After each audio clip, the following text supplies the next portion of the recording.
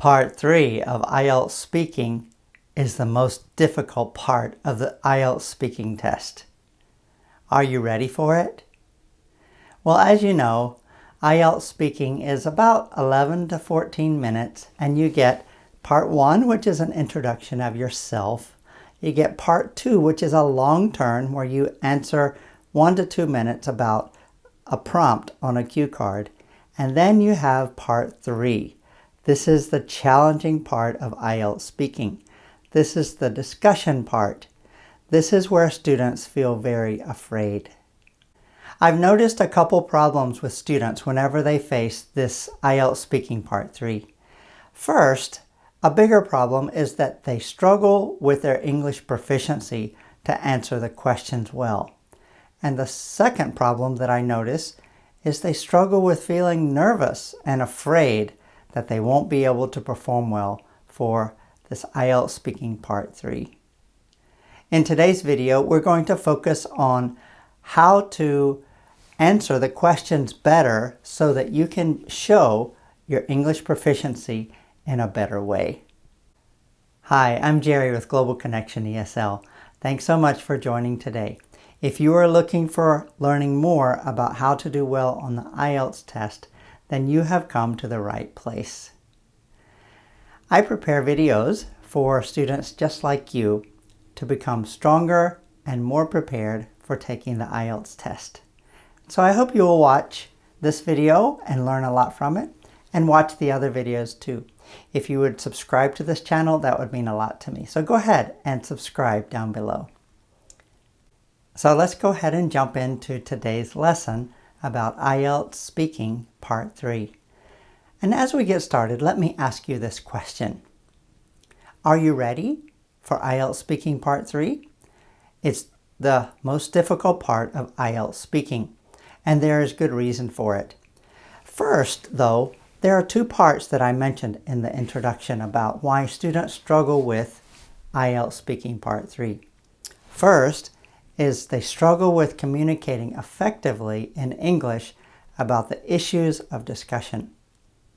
And secondly, because it's more difficult, students feel nervous and afraid when they're speaking to the IELTS examiner. This makes sense because the IELTS examiner is going to take the questions in Part 3 and push you more. In fact, there will be a discussion where you have to respond back and forth with the IELTS examiner. But in today's video, we're going to talk about some specific strategies for successfully communicating your ideas in English. So what is the IELTS examiner looking for in IELTS Speaking Part 3? First, the examiner is looking for you to be able to discuss in English more complex ideas. You need to be able to compare and contrast while you express your opinion. And you want to do this with clarity and proficient English. Secondly, the IELTS examiner is looking to see if you can defend your answers. They're going to come back with a question to push you even more. Now, don't be afraid of this. Remember, they are not questioning if you are correct or incorrect. They are checking to see your English proficiency. So don't question yourself. Just understand they will push you to express more deeply about your opinion. And finally, the IELTS examiner is certainly looking to assess you on the 4 marking criteria for the band scores. For speaking, they are checking your fluency and coherence, your lexical resource, your grammatical range and accuracy, and your pronunciation. And please understand that when you are speaking in Part 3, they will be noticing your vocabulary and your grammar a lot. This is an easy thing for an IELTS examiner to measure. So, what are the 3 things that I believe IELTS examiners are looking for? First, they're looking to see if you can express your opinion and discuss deeper issues. Secondly, they're looking to see if you can defend your answers. And third, they're looking to mark your English proficiency. So what can you do to be successful with IELTS Speaking Part 3? I'd like to talk about 5 tips for you to become stronger and more effective at IELTS Speaking Part 3. The first tip is to practice a variety of topics. You do not know what topic will come in the cue card for Part 2, and most of the time, the discussion questions in Part 3 will be similar to the topic from Part 2. However, you do not know what those topics will be before you take the IELTS speaking test. So you must practice and practice a lot. And when you practice a variety of many different topics. Tip number 2, practice expressing your opinion. It's very common in English-speaking universities to take classes where you need to use critical thinking. And when you do this, one of the best skills is to be able to express your opinion. Say what you think. Some cultures don't always encourage this, and I'm not sure what your culture teaches you about expressing your opinion. But for the IELTS speaking test, you must develop the skill of giving your opinion about something. Tip number 3, I'm going to recommend that you be honest with your beliefs. It's okay to lie on the IELTS test for many situations. However, when you get to Part 3, I want to recommend that you be honest with your beliefs. Why? Because if you are honest with your beliefs, when the IELTS examiner pushes you to defend what you think, you won't get confused and give a different message. If you are true to what you believe, then you will be consistent with your message when you speak your defense for the questions that they ask you. Don't worry, the IELTS examiner is truly checking your English ability. But in this case, when they are pushing you back and forth to defend something and you lose your confidence, if you stay true to yourself, it could help you finish better. Tip number 4, listen carefully to the IELTS examiner so that you can understand the question. Many times when I've worked with students, they are not listening to the question well enough and they don't understand the question because perhaps they're thinking about what they want to say next. Don't do that. Listen very carefully to the question so that you understand how to answer it. Now again, it's not absolutely necessary that you tell the truth on the IELTS test, but you do need to stay consistent with what the question is asking. So if your answer gives 2 different opinions in the same answer, it won't make sense to the examiner. So listen carefully so that you understand the question. Now maybe you think, what should I do if I don't understand the question? It's okay to ask the examiner what the question really is. Don't do this much, but if you do it once during a test, maybe twice, but that's enough, then it will be okay.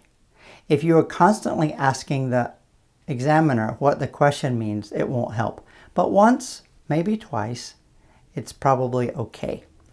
Now you can also use a good technique where you can get clarification by paraphrasing what the examiner said in the question. This also will give you time to think and give yourself clarity. Now let me say one thing too that's very important. You must answer all the questions. Even if you don't fully understand the question, you need to give an answer. If you don't answer the question, then that will be a problem and it will take away points from your band score.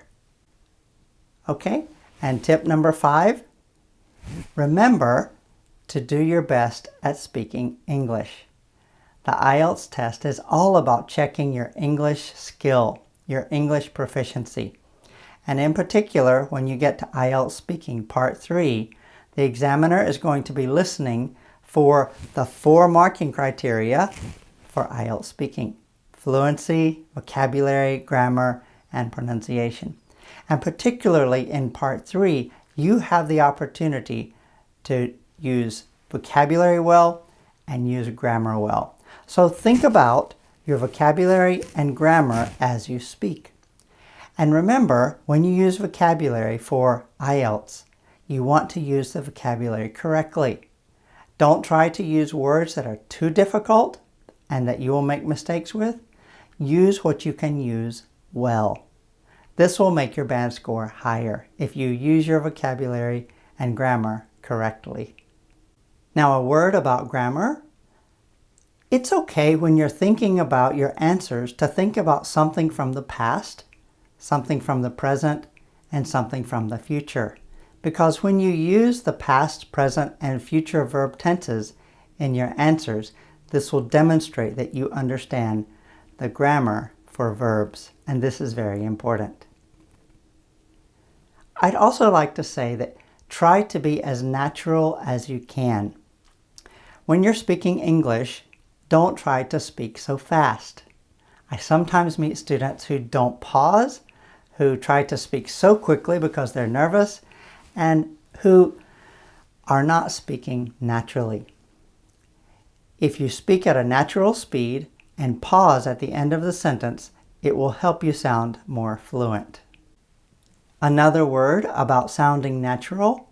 Sometimes students will learn certain phrases and repeat them over and over in the IELTS speaking. If you sound too repetitive or too robotic, it will not help your score. So try to be as natural and use a variety of phrases to communicate your message. So those are 5 tips to help you do better with IELTS Speaking Part 3. Practice a variety of topics. Practice expressing your opinion. Be honest with your beliefs. Listen well so that you understand the question, and speak as naturally as you can, because you want to remember to use your English language well. So I hope those 5 tips for improving your IELTS Speaking Part 3 will help you a lot. But before we finish this video today, let me give you one more bonus tip. I have asked students before, how long should your answers be? Because sometimes a student will tell me, I'm afraid I won't say enough when I answer the question. So I ask students, how long should your answers be? And they tell me, I think 1 to 2 minutes. I want you to change your idea about this. Instead of thinking about time, I want you to think about sentences. When you are asked a question that you need to discuss for IELTS Speaking Part 3, think about an answer that has 3 to 4 sentences. Instead of minutes, think 3 to 4 sentences.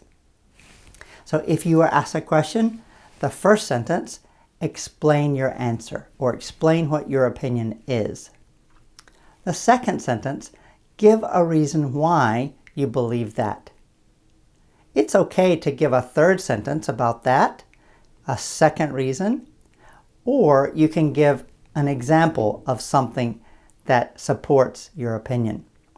So, if you follow this idea, express your opinion, give a reason, give another reason, and give an example, then you have spoken 4 sentences, and that's probably enough for a good answer. Instead of thinking about 1 to 2 minutes, think about 3 to 4 sentences for your answer. Okay, so there you have it. IELTS Speaking Part 3. If you use these suggestions, I believe you can improve your speaking and do better on the IELTS speaking test. If you have more questions about IELTS Speaking Part 3, leave a comment down below. Or perhaps you can send me a question in the comments or to my email. I'll be happy to answer as soon as I can. Thank you so much for watching. I really want to see you improve in your English proficiency and do well on the IELTS test. Let me ask you one more thing. Can you like this video? Would you share it with your friends? And would you subscribe to this channel? It would mean so much to me. I will continue to make more videos to help you improve and get successful with IELTS. Oh, just a minute. Before you go, Do you have other questions about IELTS? Do you have other questions about speaking English? Have you looked at the other videos on this channel? I hope they can help you. Take a look. Go ahead. You'll be glad you did. Thanks so much for watching.